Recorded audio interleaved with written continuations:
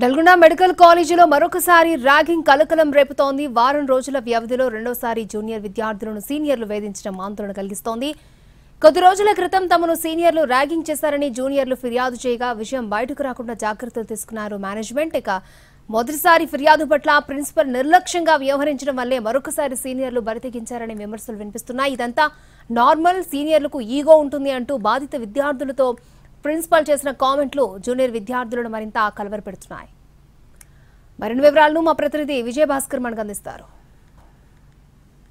Nalgonda medical కాలేజీలో మరోసారి ragging ఘటన వెలుగులోకి వచ్చింది. కొద్ది రోజుల క్రితమే సీనియర్ విద్యార్థులు జూనియర్ విద్యార్థులను ర్యాగింగ్ చేశారని ఎన్టీవీ ఎక్స్క్లూజివ్గా వెలుగులోకి తీసుకొచ్చింది. ఆ ఘటన మరొకంది. మరోసారి మొదటి సంవత్సరం బాధిత విద్యార్థులు మరోసారి తాము ర్యాగింగ్ గురయ్యామని నిన్న ఉదయం ప్రిన్సిపల్కి తమ గోడు వెళ్ళబోసుకున్నట్టు కూడా తెలుస్తుంది. నేపథ్యంలోనే ప్రిన్సిపల్ ఈ విషయంపై తన ఛాంబర్లో కాకుండా మరొక ఛాంబర్లో కూర్చోబెట్టి విద్యార్థులతో మాట్లాడినట్లు కూడా మనకు తెలుస్తుంది. ఈ నేపథ్యంలోనే ప్రిన్సిపల్ ఇవన్నీ సర్వసాధారణం, ఇటువంటివన్నీ కూడా లైట్గా తీసుకోవాలని ఆ విద్యార్థులకు సర్ది చెప్పినట్లు కూడా తెలుస్తుంది. వరుసగా రెండోసారి తాము ర్యాగింగ్కు గురి కావడంతో విద్యార్థులు భయభ్రాంతులకు గురయ్యారు. మరోసారి తాము ర్యాగింగ్ గురయ్యాం, సీనియర్లు తమని మరోసారి వేధించారు, ఇబ్బంది పెట్టారు అని ప్రిన్సిపల్కి చెప్పినప్పటికీ కూడా ఆయన స్పందించలేదనే విషయం తెలుస్తుంది. మరోవైపు సీనియర్లకు ఈగో ఉంటుంది, ఈ విషయం పేరెంట్స్కి చెప్పొద్దు, వచ్చే ఏడాది మీరు కూడా సీనియర్లు అవుతారంటూ కూడా విద్యార్థుల్ని ఉజ్జగించి నచ్చజెప్పి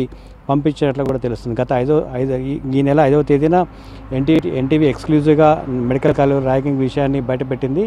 4 జూనియర్ విద్యార్థులను 6 సీనియర్ విద్యార్థులు ర్యాగింగ్ చేశారని చాలా స్పష్టంగా ఈ విషయాన్ని బయటపెట్టింది. కానీ ఈ ఘటనపై జూనియర్ విద్యార్థులు ఎవరు ఫిర్యాదు చేయకపోవడంతో తాము సేఫ్ అనుకున్న ప్రిన్సిపల్ ఈ విషయాన్ని దాచిపెట్టే ప్రయత్నం చేశారు, తప్పుడు వార్త అని చెప్పే ప్రయత్నం చేశారు. కానీ మరొకసారి ఈ ఘటన వెలుగు చూడటంతో ఈసారి కూడా ఫిర్యాదు లేదనే ఒకే ఒక కారణంతో ఈ వ్యవహారాన్ని మసిపూసి మారడికాయ చేసే ప్రయత్నం అయితే చేస్తున్నట్లు కూడా మనకు తెలుస్తుంది.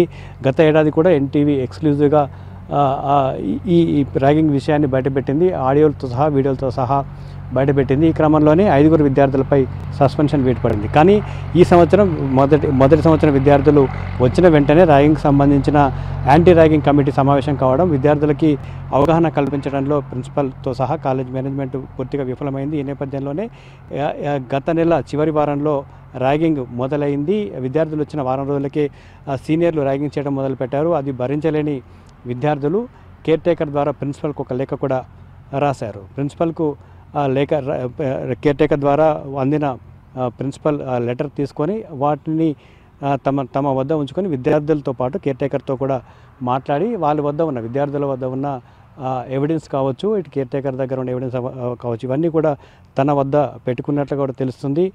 ఈ విషయాన్ని బయటకు ఎవరు చెప్పొద్దు, ఇటు కేర్ టేకర్ కావచ్చు, విద్యార్థులు ఎవరు కూడా చెప్పొద్దని 5వ తేదీన వాళ్ళకు సీరియస్గా వార్నింగ్ కూడా ఇచ్చినట్టు తెలుస్తుంది. భవిష్యత్తులో ఇంటర్నల్ ఎగ్జామ్స్ ఉంటాయి, ప్రాక్టికల్ ఎగ్జామ్స్ ఉంటాయి, మీరు కాలేజీ ప్రతిష్టను దెబ్బతీస్తున్నారంటూ వాళ్ళపై సీరియస్గా రెస్పాండ్ అవ్వడంతో ఈ విషయం ఆ రోజుతో విద్యార్థుల ఎవరు కూడా బయటకు చెప్పడానికి సాహసించలేదు. కానీ మొదట కేర్ టేకర్కి ఈ విషయం తెలిసిన వెంటనే కాలేజీకి సంబంధించిన ఒక వైస్ ప్రిన్సిపల్ విద్యార్థులతో మాట్లాడారు. విద్యార్థులతో మాట్లాడే సందర్భంలోనే పూర్తి స్థాయిలో కాలేజీలో ర్యాగింగ్ ఎలా జరిగింది, ఎవరు చేశారు, ఏ సమయంలో ఎంతసేపు ఏ విధంగా వ్యవహరించారనే విషయాన్ని పూర్తిగా ఆ వైస్ ప్రిన్సిపల్ దృష్టికి తీసుకెళ్లారు. ఈ నేపథ్యంలోనే విద్యార్థుల ఇబ్బందులు అన్నీ విన్న ఆ వైస్ ప్రిన్సిపల్ ఒక లెటర్ ప్రిన్సిపల్ పీరియడ్ రాయమని సూచించినట్లు కూడా తెలుస్తుంది.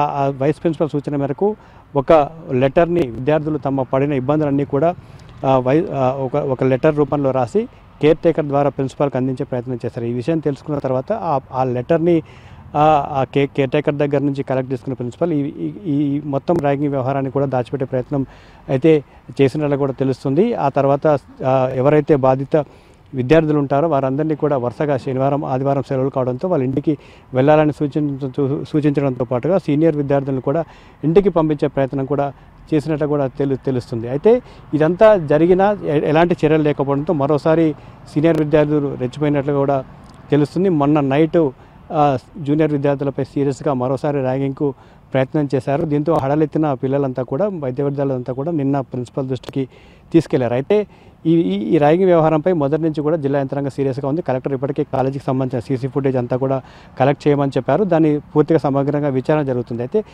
ప్రిన్సిపల్ రూమ్లో కనుక విద్యార్థులతో మాట్లాడితే ఈ విషయం బయటికి పోకుతుంది, లేదంటే ఉన్నతాధికారులు సీసీ ఫుటేజ్ తీసుకున్నప్పుడు అసలు విషయం బయటపడుతుందనే కారణంతో విద్యార్థులంతా కూడా మరొక వైస్ ప్రిన్సిపల్ రూమ్లో కూర్చోబెట్టి విద్యార్థులతో ప్రిన్సిపల్ నేరుగా అక్కడ వెళ్ళి అక్కడ మాట్లాడినట్లు కూడా తెలుస్తుంది. మొత్తంగా కాలేజీలో మెడికల్ కాలేజీలో జరిగిన ర్యాగింగ్ వ్యవహారాన్ని కాలేజీ ప్రిన్సిపల్తో సహా వైస్ ప్రిన్సిపల్స్ ఇద్దరు కూడా సీరియస్గా తీసుకోకపోవడం కొంత వివాదాస్పదంగా మారుతుంది.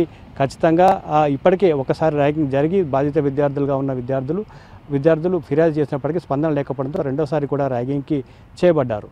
ఇక ఇప్పటికైనా ఈ విషయంపై కాలేజీ యాజమాన్యం సీరియస్గా స్పందించకపోతే రాబోయే రోజుల్లో మరింత తీవ్రంగా జూనియర్ విద్యార్థులు ఇబ్బంది పడే అవకాశం ఉందని మనం చెప్పుకోవచ్చు.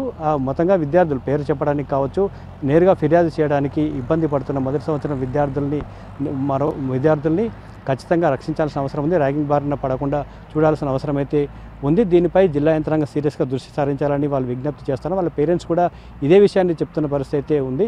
మొత్తంగా ఒకే ఒక ఫిర్యాదు లేదనే ఒకే ఒక కారణంతో జరుగుతున్న ర్యాగింగ్ దాచిపెట్టే ప్రయత్నం చేయడంపై విమర్శలు అయితే వెల్లువెత్తుతున్నాయి. ఈ ర్యాగింగ్ ఘటనపై సమగ్రంగా విచారణ జరపాలని, ఎవరైతే బాధ్యులైన విద్యార్థులు ఉంటారో మొదటిసారి కావచ్చు రెండోసారి కావచ్చు చేసిన బాధ్యులైన విద్యార్థులపై చర్యలు తీసుకోవాలని కూడా బాధిత విద్యార్థులు చెప్తున్న పరిస్థితి ఉంది. కెమెరామెన్ బాలుతో విజయభాస్కర్, ఎన్టీవీ, నల్గొండ జిల్లా.